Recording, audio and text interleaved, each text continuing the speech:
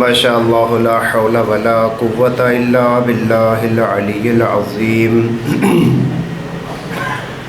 رب اشرح لی صدری ویسر لی امری واحلل عقدۃ من لسانی یفقہوا قولی اعوذ باللہ من الشیطان اللعین الرجیم بسم اللہ الرحمن الرحیم الحمد للہ رب العالمین بارئ الخلائق اجمعین ثم الصلاة والسلام والتحیۃ والاکرام علی اشرف الانبیاء والمرسلین شفیع المذنبین حبیب الہ العالمین ابی القاسم محمد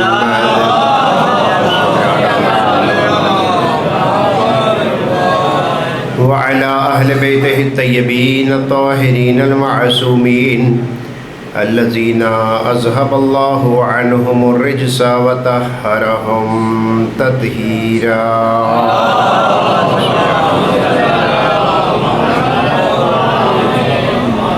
لا سيما بقية الله في الأرضين روحي وأرواح المؤمنين لتراب مقدمه الفداء واللعنة الدائمة العبدية على أعدائهم أعداء الله من يوم عداوتهم إلى أبد الآبدين أما بعد فقد قال الله الحكيم بسم الله الرحمن الرحيم الذين يصلون ما أمر الله به أن يوصل ويخشون ربهم ويخافون سوء الحساب صلوات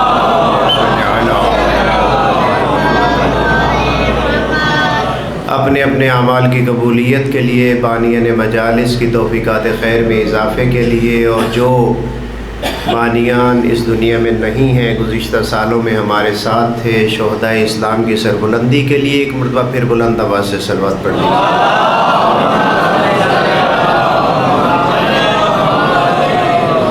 فرزندان اسلام دنیا میں جہاں جہاں پر بھی اعلی کلمہ حق کے لیے سینہ سپر ہیں، اسلامی سرحدوں کی حفاظت پر مأمور ہیں، چاہے وہ اس زمین کی سرحدیں ہوں یا روحانیت کی سرحدیں ہوں، خداوند متعال ان کو فتح و کامرانی و نصرت عنایت فرمائے، اور مسلمانان جہان بالخصوص شیعان جہان کی مشکلات کو آسان فرمائے۔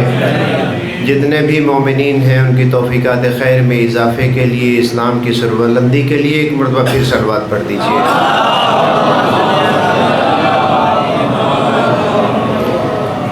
خداوند متعال بانی صفوف عزا و وارث خون شہدائے کربلا حضرت ولی عصر کے ظہور میں تعجیل فرمائے۔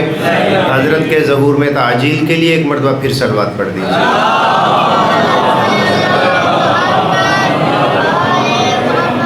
ماہ مبارک رمضان کی برکات سے آپ استفادہ کر چکے، اور ابھی ماہ شوال ہے، اور اس کی مناسبتوں میں سے سب سے بڑی مناسبت رئیس مذہب جعفریہ حضرت امام جعفر صادق علیہ السلام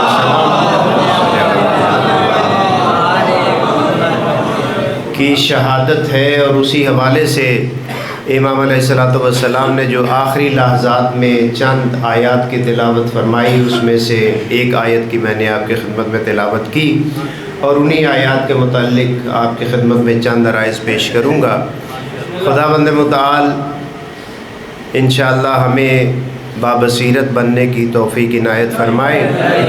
اسی کے ساتھ ہی ساتھ ایک جو اہم دن ہے محبان اہل بیت کے لیے بالخصوص، اور مسلمانان جہان کے لیے بالعموم، وہ انہدام جنت البقیع ہے، اور انہدام جنت المعالات ہے مکہ میں۔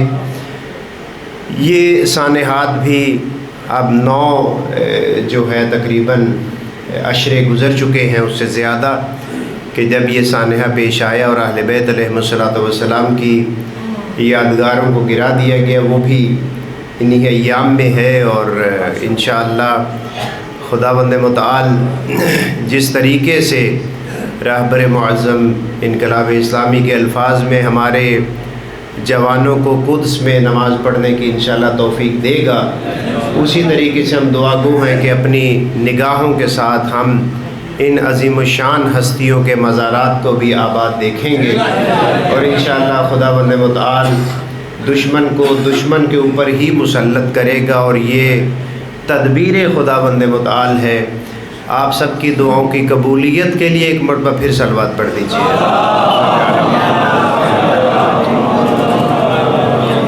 آئمہ خدا علیہ الصلوۃ والسلام خداوند متعال کی طرف سے اللہ کا پیغام لے کر آئے، اور خداوند متعال کا یہ طریقہ رہا کہ اللہ نے معلم کو پہلے بھیجا، نمونہ پہلے بھیجا، متعارف پہلے کروایا، جبکہ آئین بعد میں بھیجا۔ یعنی سادہ الفاظ میں خداوند متعال نے استاد پہلے بھیجا اور نصاب بعد میں بھیجا۔ حضرت آدم کو دیکھ لیجئے، حضرت حوا کے ساتھ تشریف لائے، اور حضرت نوح کے آنے تک چند ایک احکامات تھے۔ حضرت نوح کے آنے تک باقاعدہ کوئی شریعت نہ تھی۔ شریعت کا سلسلہ جو شروع ہوا وہ حضرت نوح سے شروع ہوا۔ وہاں بھی حضرت آدم پہلے ہیں اور چند ایک احکامات بعد میں ہیں۔ حضرت نوح پہلے ہیں، شریعت بعد میں ہے۔ سرور دو عالم تشریف لائے تو 40 سال تک آپ نے اپنے آپ کو منوایا، اس کے بعد خداوند متعال نے قرآن کا نزول شروع فرمایا۔ 40 سال کے عرصے میں ہمیں ابتدائی کتابوں میں پڑھایا گیا، اور آپ سب جانتے ہیں کہ جب 40 سال کے سن مبارک کو پہنچے تو اس وقت صرف مکہ شہر نہیں بلکہ شام تک آپ کی صداقت و امانت کی شہرت پہنچ چکی تھی۔ آپ کو صادق اور امین کہا جاتا تھا۔ جب بھی صدق و امانت کی بات ہوتی تھی تو فرزند حضرت عبداللہ کا نام لیا جاتا تھا۔ 40 سال کے بعد خداوند متعال نے وحی نازل فرمائی، اور یہ فرمایا کہ اب لوگوں کو تبلیغ کیجئے، ان کو بتائیے، ان کو کہیے کہ لا الہ الا اللہ تفلحو، ایک اللہ کو مان لو تم فلاح پا جاؤ گے۔ پھر 13 سال کا عرصہ اسی میں گزر گیا، 13 سال کا مکی عرصہ اسی میں گزر گیا۔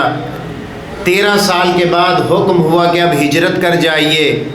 تقریباً تمام چیزیں آپ بزرگ علماء کو یہاں سنتے رہتے ہیں، ویسے بھی بعض لوگ ہیں سرگودا والے قدیم سے ہر قسم کے علماء سے آشنا ہیں، تو لہٰذا 13 سال کا عرصہ گزارنے کے بعد رسول اللہ نے ہجرت فرمائی۔ اس ہجرت کے موقع پر اللہ کے رسول نے کچھ امانتیں امیر المؤمنین کے پاس چھوڑی۔ وہ امانتیں کن لوگوں کی تھیں؟ کبھی آپ نے توجہ فرمائی؟ وہ امانتیں مکہ میں رہنے والے کفار و مشرکین کی تھیں، چونکہ جو چند ایک پروانے تھے آپ کے جو ایمان لے آئے تھے، جو اسلام پر کاربند ہو گئے تھے، انہوں نے تو مدینہ پہنچ جانا تھا، ابھی ان کو حکم نہیں ملا تھا، حکم بعد میں ملنا تھا، لیکن انہوں نے آ جانا تھا۔ جو امانتیں چھوڑ کر گئے وہ کفار و مشرکین کی تھیں۔ اس سے پتہ چلا کہ رسول اللہ کی 13 سالہ تبلیغ کے باوجود انہیں رسول اللہ کی ذات پر کسی بھی قسم کا کوئی شک نہ تھا۔ وہ آپ کو صادق بھی سمجھتے تھے اور امین بھی تسلیم کرتے تھے۔ یہی وجہ تھی کہ ان کی امانتیں موجود تھیں۔ اگر اللہ کے رسول پر کسی نے شک کیا تو وہ مسلمانوں نے کیا، وگرنہ کفار و مشرکین نے شک نہیں کیا۔ اگر شک کیا ہوتا تو وہ اپنی امانتیں واپس لے لیتے، انہوں نے امانتیں اپنی واپس نہیں لی۔ رسول اللہ پر کسی قسم کا شک نہیں کیا۔ ہاں رسول اللہ کو وہ مانتے تھے لیکن رسول اللہ کی نہیں مانتے تھے۔ تو اس کا مطلب یہ ہے کہ اگر کوئی مولا امیر المومنین کو مانتا ہے اور امیر المومنین کی نہیں مانتا تو پھر اس کا تعلق جو ہے ہمیں ہجرت سے پہلے تلاش کرنا ہوگا، چونکہ ہجرت جنہوں نے کر لی وہ تو رسول اللہ کو بھی مانتے تھے اور رسول اللہ کی بات بھی مانتے تھے۔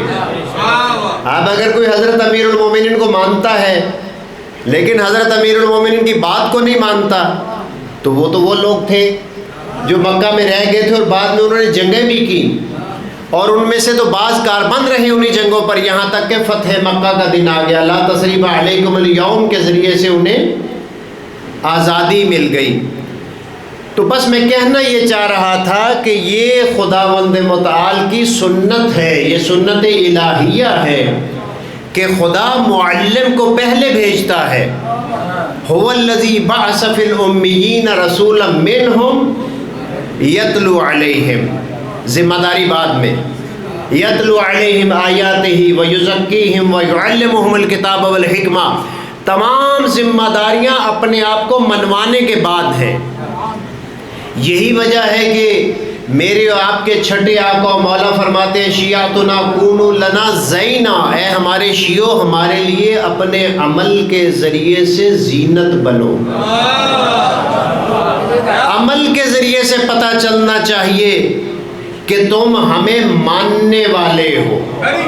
حضرت امام جعفر صادق علیہ السلام کے پاس ایک شخص آیا، آپ کا ماننے والا تھا، حضرت نے اسے اس روایت کے مطابق کاروبار کرنے کے لیے، آئمہ بھی کاروبار کرتے تھے، رسول اللہ بھی کاروبار کرتے تھے، شام کے سفر تو آپ جانتے ہیں جو نبوت کے اعلان سے پہلے آپ نے فرمائے۔ تو بہرحال چھٹے امام نے اس مومن کو جو کاروبار کرتا تھا اسے 17,000 دینار دیے کہ کاروبار کرو، خود بھی کماؤ اور کچھ ہمیں بھی لا کر دو۔ وہ شخص کچھ عرصے کے بعد آپ کی خدمت میں آیا اور 17,000 بھی لے آیا اور 1,000 دینار پروفٹ بھی لے کر آیا۔ امام علیہ السلام نے پہلے تو اس کو دعا دی اور پھر فرمایا کہ یہ پرافٹ مجھے اس عرصے میں کچھ زیادہ لگتا ہے، یہ کس طریقے سے تم نے کما لیا؟ اب یہ ذرا سوچئے گا، جو دوائیاں بیچتے ہیں، جو کھاد بیچتے ہیں، جو گھی بیچتے ہیں، جو چنے بیچتے ہیں، جو گندم بیچتے ہیں، جو بیچتے ہیں،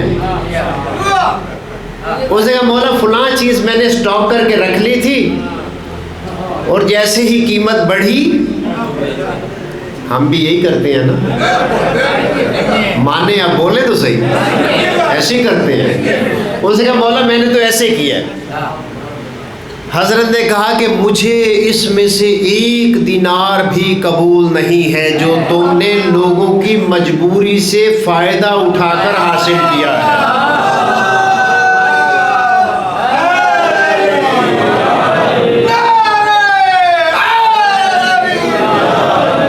1 دینار بھی مجھے قبول نہیں ہے جو تم نے لوگوں کی مجبوری سے فائدہ اٹھا کر حاصل کیا ہے۔ حضرت نے واپس کر دیا۔ جبکہ دوسری طرف ہم دیکھتے ہیں آپ کا ایک اور چاہنے والا آپ کی خدمت میں عموماً آتا تھا، امام کے پاس آتا تھا، ظاہر ہے 1-2 دن امام کی خدمت میں رہتا تھا، مالدار آدمی تھا۔ ایک مرتبہ وہ حج پر جا رہا تھا اور مدینہ سے گزرتے ہوئے اس نے کہا کہ امام سے دعائیں لیتا جاؤں۔ امام علیہ السلام کی خدمت میں آیا، اس کے پاس کچھ پیسے تھے، اس نے کہا مولا میں ہمیشہ آپ کے مزاحم ہوتا ہوں، آپ کے پاس آ کر ڈیرا لگا لیتا ہوں، میری خواہش ہے کہ میرے پاس پیسے ہیں تو مجھے ایک چھوٹا سا گھر مدینہ میں خرید دیں۔ امام علیہ السلام نے فرمایا بہت اچھی بات ہے۔ اس نے امام علیہ السلام کو پیسے دیے اور خود حج کے لیے چلا گیا۔ حج سے جب واپس آیا تو واپس آ کر اس نے کہا، پوچھا مولا میرا گھر خرید لیا؟ کہا کہ خرید لیا۔ کہا مولا اس کی کوئی سند دے دیجئے، کوئی انتقال، کوئی رجسٹری، کوئی کاغذ دے دیجئے۔ تو امام علیہ السلام نے فرمایا کہ ٹھیک ہے میں تمہیں دے دیتا ہوں۔ آپ نے کاغذ لکھ کر دیا اور فرمایا کہ تیرا فلاں جگہ پر گھر ہے جس کی ایک سرحد، ایک کونا رسول اللہ کے گھر سے ملتا ہے،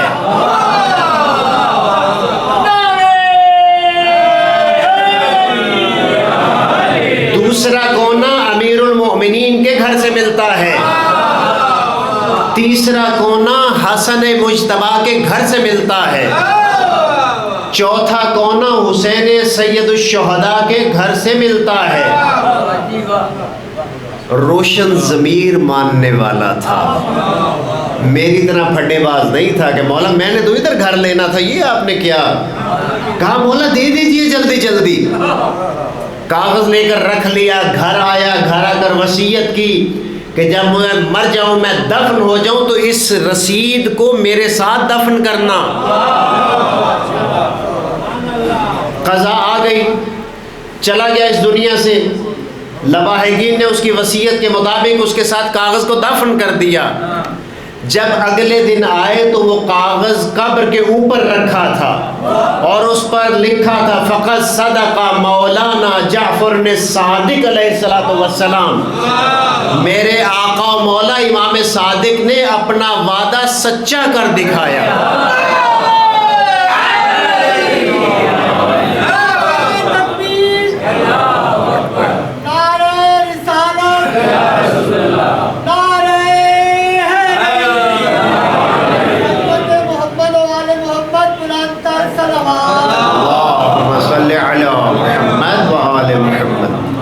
وعدہ سچا کر دکھایا۔ ائمہ کو اپنے ماننے والے بابصیرت لوگ چاہیے، بابصیرت لوگ چاہیے جو دین کی سمجھ بوجھ رکھتے ہو۔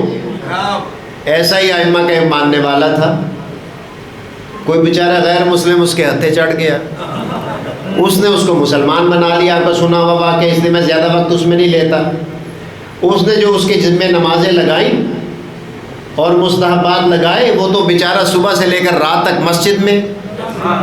اگلے دن اس نے آ کے کہہ دیا کہ مجھے تمہارے والا اسلام نہیں چاہیے، یہ اسلام کی تعلیمات نہیں ہے۔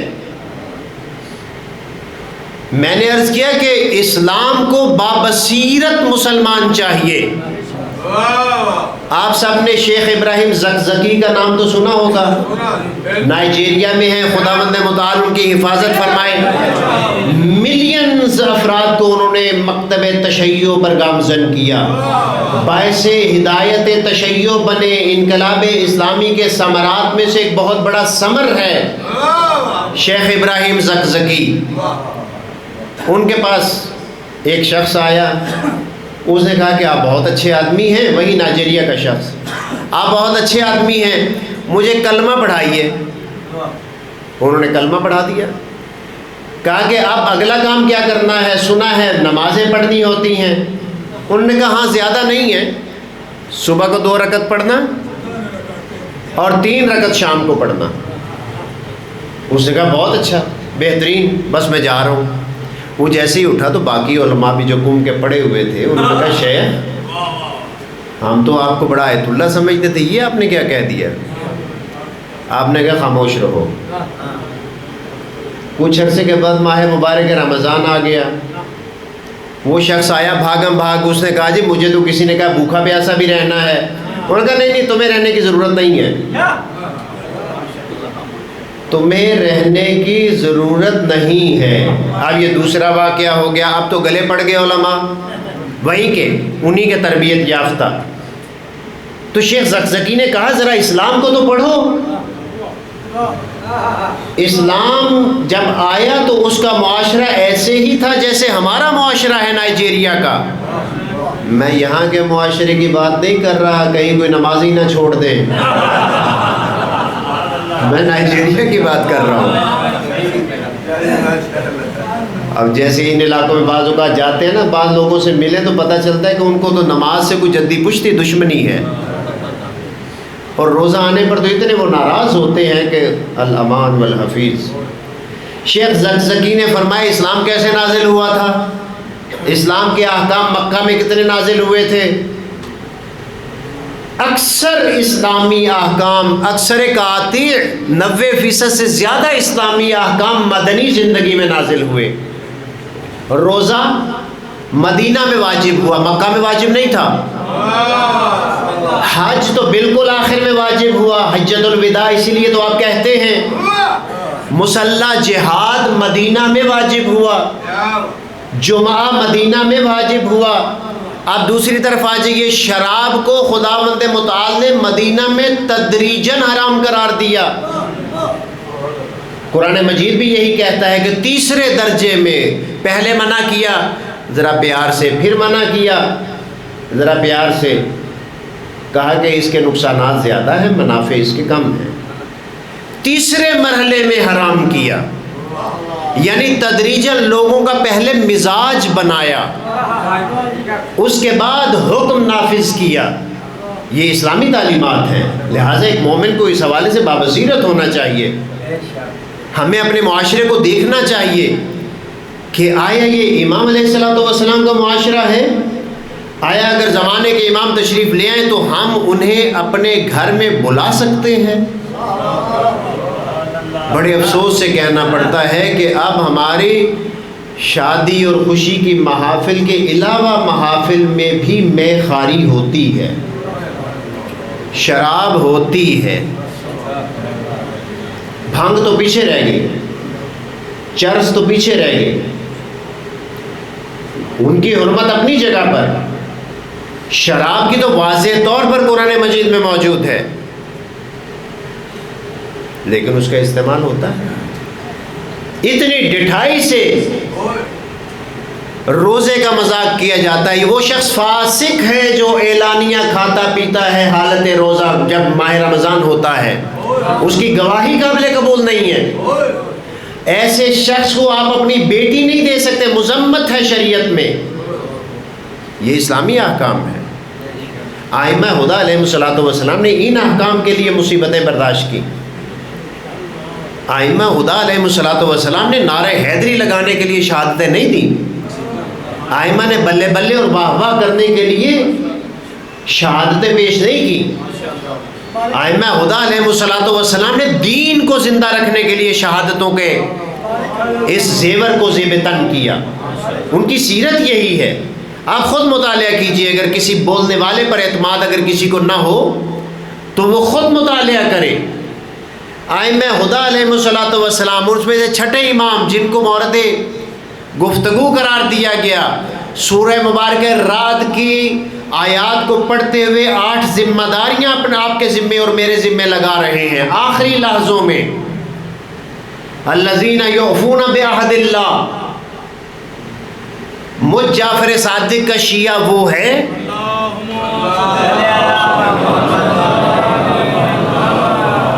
جو اللہ سے کیے گئے وعدے کی وفا کرتا ہے۔ ایک مومن سے کیا گیا وعدہ بھی رب سے کیا گیا وعدہ کہلاتا ہے۔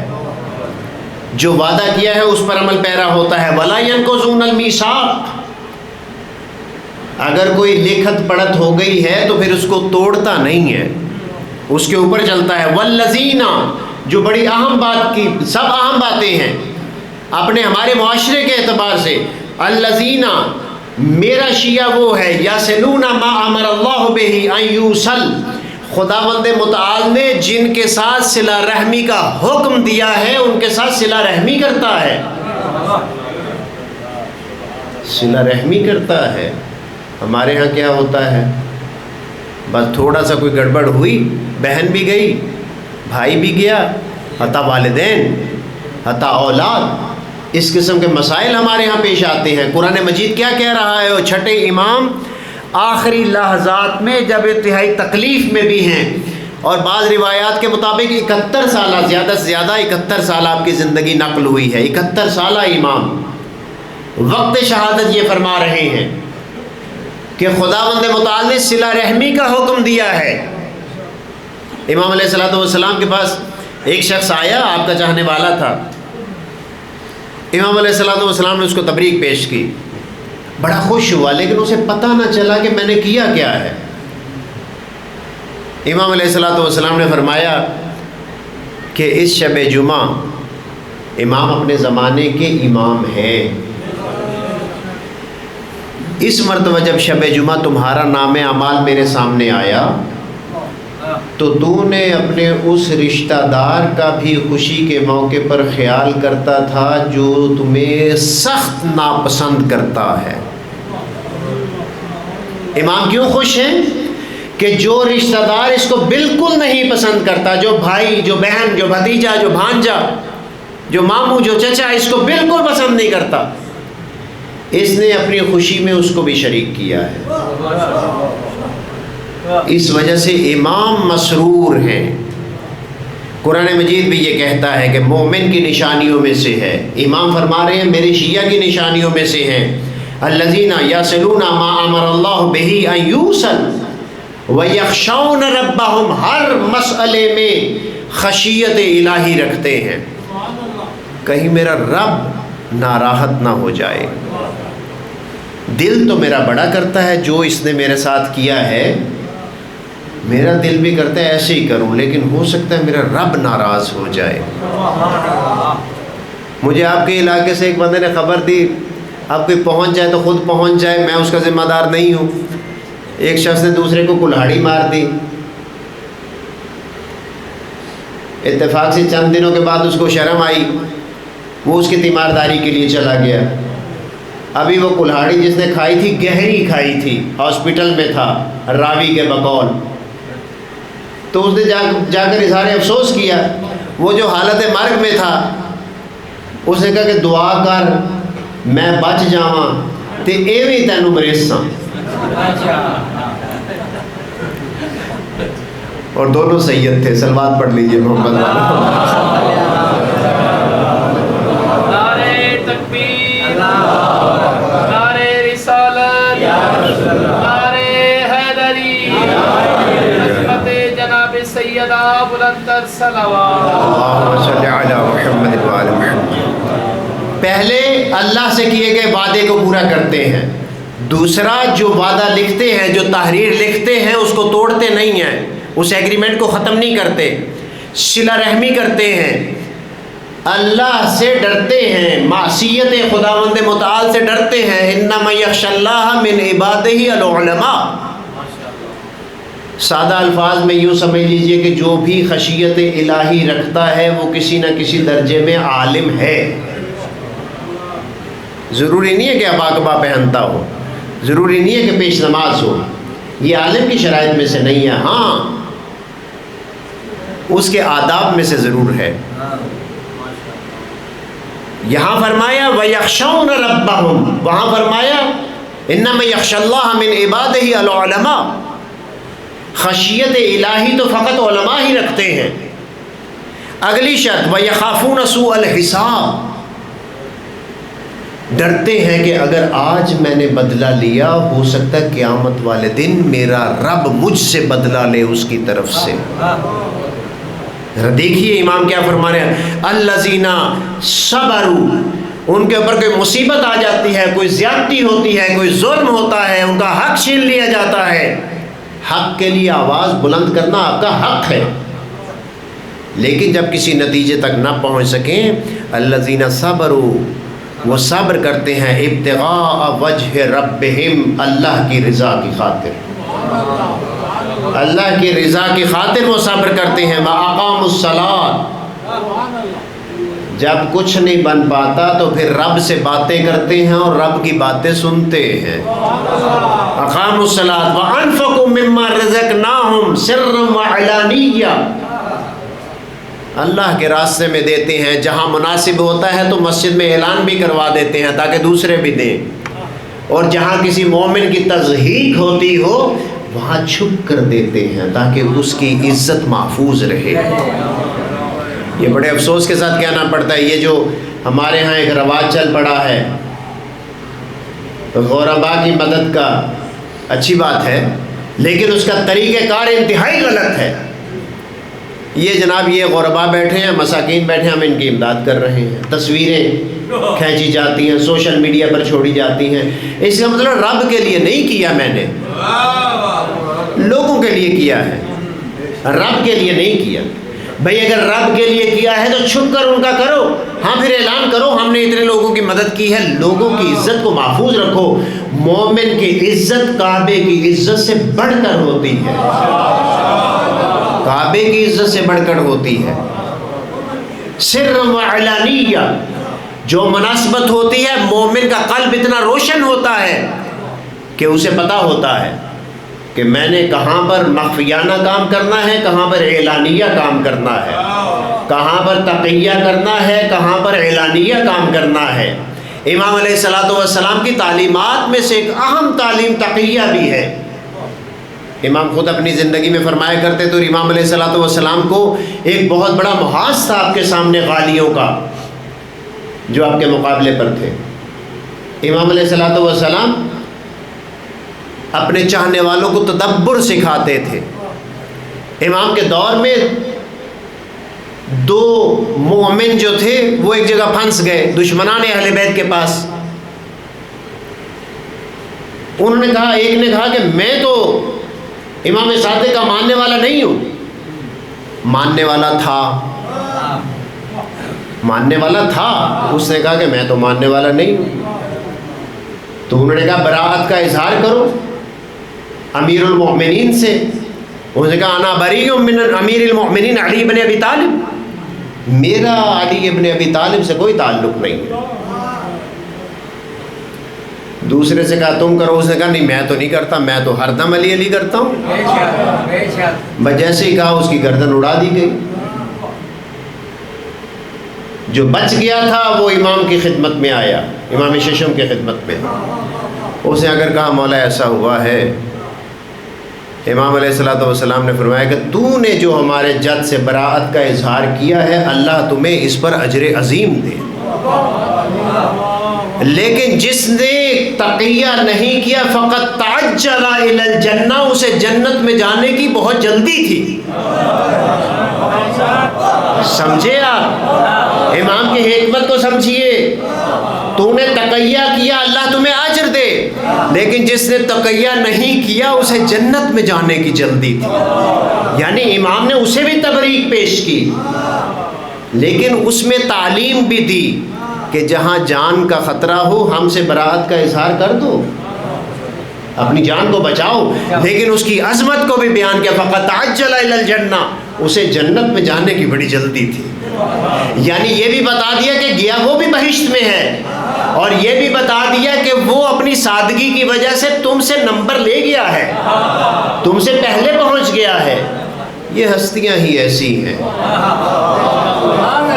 یہ ہستیاں ہی ایسی ہیں، یہ ہستیاں ہی ایسی ہیں۔ 4 ماہ تک سید الشہداء کے پاؤں سے چمٹا رہا۔ سید الشہداء کی نہضت میں 3 عبداللہ بڑے اہم ہیں، ان کا اپنی جگہ پر قصہ۔ ایک عبداللہ چمٹا رہا، امام نے فرمایا کہ ذلت و رسوائی تمہارا مقدر بنے گی، اور بنی۔ ایک شخص نے آ کر لجام میں ہاتھ ڈال دیا۔ حضرت کا انداز تبلیغ دیکھیے، فقط ثقلت کا امک، تیری ماں تیرے غم میں روئے۔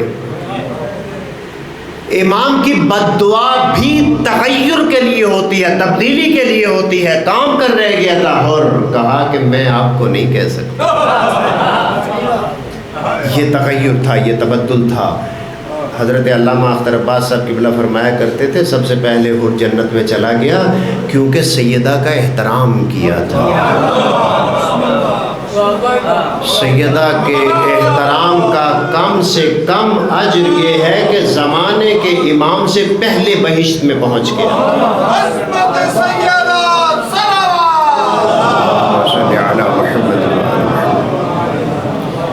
وَيَدْرَؤُونَ بِالْحَسَنَةِ السَّيِّئَةَ، برائی سے اپنا دامن بچانے کی کوشش کرتے ہیں، حسنات کی طرف بھاگتے ہیں، برے موارد سے اپنے آپ کو بچاتے ہیں، برائیوں سے اپنے آپ کو بچاتے ہیں۔ اولئک لہم عقبی الدار، سادہ الفاظ میں یہ لوگ جو ہیں یہ ہمارے ساتھ بہشت میں ہوں گے، یہ لوگ ہمارے ساتھ بہشت میں ہوں گے۔ یہ ائمہ احمدہ علیہ الصلوۃ والسلام کا انداز تبلیغ ہے، یہ انداز حکمت ہے، یہ شیعوں کو بچانے کی تدبیر ہے، یہ طریقہ ہے۔ اور پھر دانائی شیعوں کے دیکھیے کہ بعض اوقات بڑے بڑے نامور پیچھے رہ جاتے ہیں، گمنام قسم کے لوگ سب سے آگے چلے جاتے ہیں۔ مفاتیح الجنان میں دیکھیے نیشا پور کا جب تذکرہ آتا ہے تو بی بی شتیتا کا تذکرہ آتا ہے۔ امام علیہ الصلوۃ والسلام نے خراسان سے آنے والے مالیات میں صرف شتیتا کا مال جو سب سے کم تھا، جو سب سے کم تھا، لیکن خلوص و محبت امام وقت میں اس نے بلندی تھی اس مال کو کہ امام نے صرف اسے قبول کیا، صرف قبول نہیں کیا بلکہ فرمایا شتیتا کو بتا دینا فلاں دن شتیتا کا انتقال ہوگا اور میں جعفر ابن محمد الباقر آ کر جنازہ پڑھاؤں گا۔ کیسے عظمت مل گئی؟ اگر بی بی شتیتا کو مل سکتی ہے تو مجھے اور آپ کو نہیں مل سکتی؟ اس کے لیے ضمیر روشن کرنا ہوگا، اس کے لیے میثم بننا ہوگا کہ امیر المومنین آ کر کہیں کہ میثم تھک گئے ہو گیا، آج تمہاری کھجوریں میں بیچتا ہوں۔ اللہ اکبر! یہ ظاہراً سادہ بات ہے، یہ ظاہراً سادہ بات ہے، لیکن کتنی عظمت پنہاں ہے اس بات میں، کتنی عظمت چھپی ہوئی ہے اس بات میں۔ یہ امامت سے انہوں نے سیکھا۔ جیسے رسول اللہ کا کام تبلیغ ہے، الا البلاغ، سیکھنا آگے اپنی صلاحیت ہے، اسی طریقے سے آئمہ بھی الا البلاغ، سیکھنا میرا اور آپ کا کام ہے۔ کربلا میں اسی وجہ سے سیکھے ہوئے افراد تھے صرف، باقی نہیں تھے، یا ذمہ داریوں کی وجہ سے پیچھے تھے یا عدم معرفت کی وجہ سے پیچھے تھے۔ امام علیہ الصلوۃ والسلام کے زمانے میں، چھٹے امام کے زمانے میں وہی خالص ترین لوگ تھے جو کسی نہ کسی صورت میں امام تک پہنچ جاتے تھے، بہت مشکل تھا پہنچنا۔ پھر امام علیہ الصلوۃ والسلام کا انداز ایسا تھا کہ آپ کی محفل میں بعض روایات میں 4000 افراد ایک ہی وقت میں بیٹھ کر حدیث لکھا کرتے تھے، 4000۔ ان میں سے سارے شیعہ تو نہ تھے، لیکن جانتے تھے کہ اگر کچھ ملنا ہے الہی علوم میں سے تو اسی در سے ملنا ہے، اسی در سے ملنا ہے اور کسی دروازے سے نہیں ملنا۔ تو امام علیہ الصلوۃ والسلام نے وقت آخر میں یہ نصیحت فرمائی، اور خوف خدا، خشیت کی بات ہوئی، اتنی خشیت کہ امام علیہ الصلوۃ والسلام بیت الشرف میں داخل ہو رہے تھے، آپ کی ایک کنیز آپ کے ایک چھوٹے بچے کو چھت پر لے کر جا رہی تھی، اس کے ہاتھ سے بچہ چھوٹ گیا اور بچے کا انتقال ہو گیا۔ امام وہیں دروازے پر کھڑے ہیں، جیسی کنیز کی نگاہ پڑی اس کا رنگ زرد ہو گیا اور وہ کانپنے لگ گئی۔ امام علیہ الصلوۃ والسلام نے رونا شروع کیا۔ آپ سے گھر کی خواتین نے کہا کہ چھوٹا بچہ تھا لیکن آپ کا رونا تو بہت شدید ہے، جیسے کسی جوان کی موت پر رویا جاتا ہے۔ امام علیہ الصلوۃ والسلام نے فرمایا نہیں، میں اپنے بیٹے کے مرنے پر نہیں رو رہا، میں اس وجہ سے رو رہا ہوں کہ میری کنیز اتنی مجھ سے خوفزدہ کیوں ہوتی ہے۔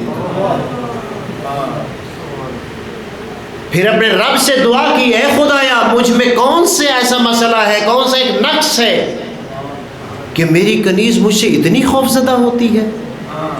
سمجھیے آپ، اگر آپ کے زیر تسلط کوئی شخص ہے، آپ کو کوئی ملازم ہے، خدا نے اگر آپ کے ہاتھ میں اس کا رزق رکھ دیا ہے، آپ کو اسے خوفزدہ کرنے کی اجازت نہیں ہے۔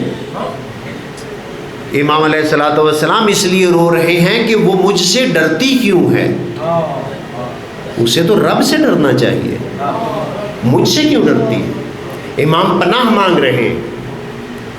یہ ہے سیرت ائمہ علیہم الصلوۃ والسلام۔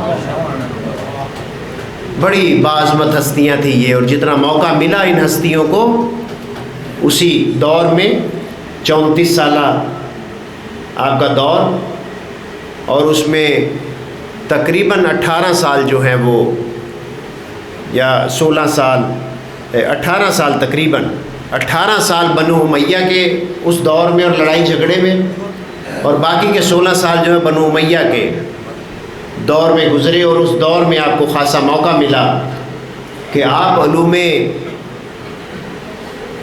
محمد صلی اللہ علیہ وآلہ وسلم و آلہ کو مل کر صلوات پڑھ دیجئے، محمد وآلہ محمد کی ذات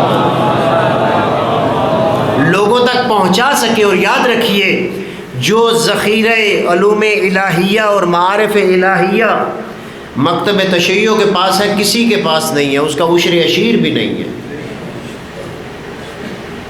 اس کا عشر عشیر بھی نہیں ہے. وہ آپ سنتے رہتے ہیں نا, امام مولا امیر المومنین سے پوچھنے کے لیے آیا تھا شام سے. امیر المومنین نے فرمایا یہ میرا بیٹا حسن جواب دے گا. تو امام مجتبیٰ سے اس نے بہت سے 8-9 سوالات میں سے ایک سوال یہ پوچھا تھا کہ سچ اور جھوٹ کے درمیان کتنا فاصلہ ہے؟ تو آپ نے فرمایا تھا 4 انگلیوں کا فاصلہ.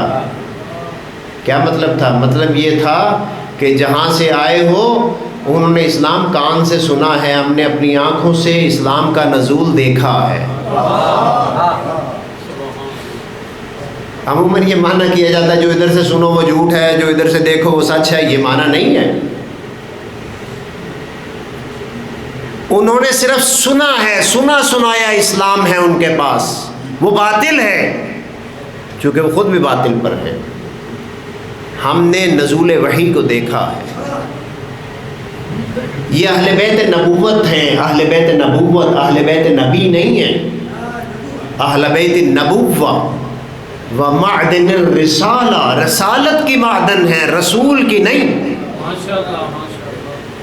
لہذا جو بھی موقع ملا امام علیہ الصلوۃ والسلام نے,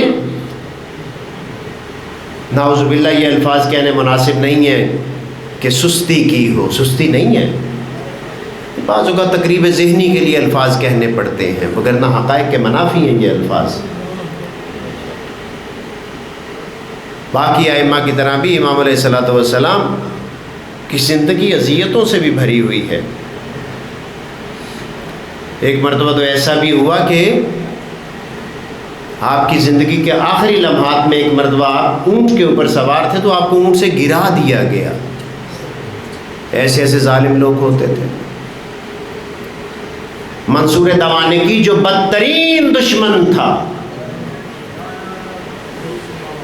ویسے تو سکے کو کہتے ہیں اسے دوانقی, سکوں والا, لیکن اس کی وجہ حکمت یہ لکھی گئی کہ جب وہ فی النار ہوا تو جیسے بادشاہوں کے خزانوں سے سکے کثرت سے ملتے ہیں, ویسے ہی محبان اہل بیت علیہم الصلوۃ والسلام کے سر کثرت سے ملے اس کے قید خانے سے. ایسا وہ خبیث شخص تھا, ایسا ظالم شخص تھا. اس نے امام علیہ الصلوۃ والسلام کے گھر کو 3 مرتبہ آگ لگوائی. امام علیہ الصلوۃ والسلام کا گھر مسجد نبوی میں جو تشریف لے گئے ہیں ان کے لیے آسانی ہے, اور جو نہیں لے گئے خداوند متعال انہیں بھی توفیق دے کہ وہ بھی مشرف ہوں. جو وہاں سے قبلہ رخ ہے, وہ قبلہ رخ پر سارا محلہ بنی ہاشم تھا. جناب عبداللہ کی قبر بھی جیسے ہی آپ باب البقیع سے باہر نکلتے ہیں رائٹ ہینڈ پر, وہاں پر جناب عبداللہ رسول اللہ کے والد گرامی صلوات اللہ وسلم علیہ کی قبر مبارک تھی. آگے محلہ بنی ہاشم تھا جس کو صاف کر دیا گیا. اسی وجہ سے ہم جن ساتھیوں کے ساتھ جاتے ہیں ان سے کہتے ہیں کہ اس طرف جو واش روم بنے ہوئے ہیں ان کو استعمال نہ کریں. جو محلہ بنی ہاشم ہے, یہیں پر امام ششم کا گھر تھا. 3 مرتبہ جلایا گیا امام علیہ الصلوۃ والسلام کے گھر کو. تیسری مرتبہ امام علیہ الصلوۃ والسلام کا گھر مکمل جل گیا. جب جل گیا تو کچھ آپ کے چاہنے والے آپ کی خدمت میں آئے. انہوں نے دیکھا کہ امام علیہ الصلوۃ والسلام پہلے کی نسبت زیادہ گریہ فرما رہے ہیں, زیادہ رو رہے ہیں. تو انہوں نے دلاسا دیا. انہوں نے کہا مولا یہ پہلی دفعہ تو آپ کے گھر کے ساتھ نہیں ہوا, پہلے بھی 2 دفعہ ہو چکا ہے, لیکن اس مرتبہ آپ کا گریہ بہت زیادہ ہے. امام علیہ الصلوۃ والسلام نے فرمایا کہ اب جب میرا گھر جلایا گیا تو میں گھر میں موجود تھا, خواتین موجود تھیں, میری بیٹیاں موجود تھیں. جب گھر کو جلایا گیا وہ سب کی سب میرے ساتھ چمٹ گئی.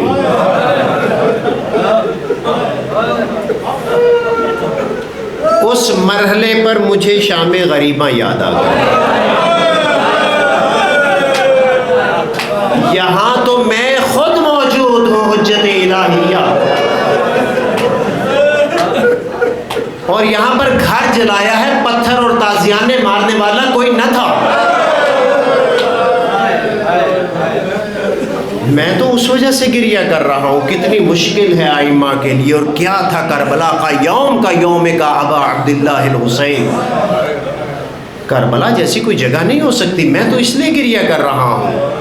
مجھے خیال آ رہا ہے اپنی بیویوں کا, اپنی جدہ کا, اپنی پھوپھیوں کا, کہ ان کا تو کوئی سہارا نہ تھا. ان پر کیا گزری ہوگی. آپ کی جب شہادت ہوئی تو بڑے عرصے کے بعد, رسول اللہ کی رحلت کے بعد, اتنا مجمع تھا مدینہ میں تشییع جنازہ کے لیے. یا رسول اللہ کی رحلت کے موقع پر مجمع تھا, اور وہ مجمع صرف تشییع کے لیے تھا, جنازے میں نہیں تھا. یہ یاد رکھیں, جنازے میں نہیں تھا. اس لیے آج بھی ایک مکتب کہتا ہے کہ جنازہ نہیں پڑھنا چاہیے. یہ وہی لوگ ہیں جو وہاں نہیں پڑھ سکے تھے, وہی کہتے ہیں نہیں پڑھنا چاہیے. اس کی ایک تاریخ ہے.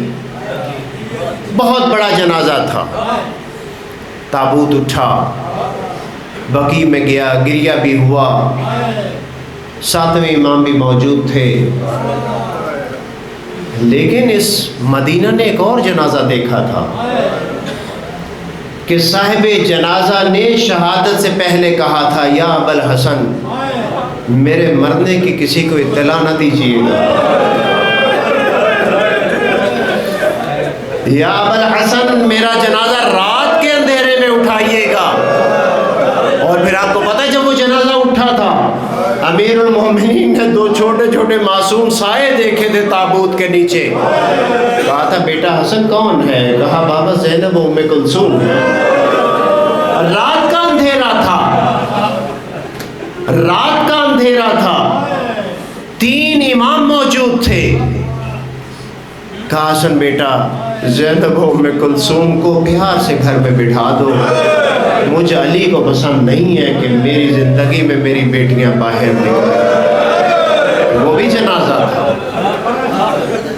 اے مولا امام جعفر صادق علیہ السلام, ہزاروں تھے آپ کی تشییع جنازہ میں, لیکن امام مجتبیٰ جیسا جنازہ تو آپ کا نہ تھا.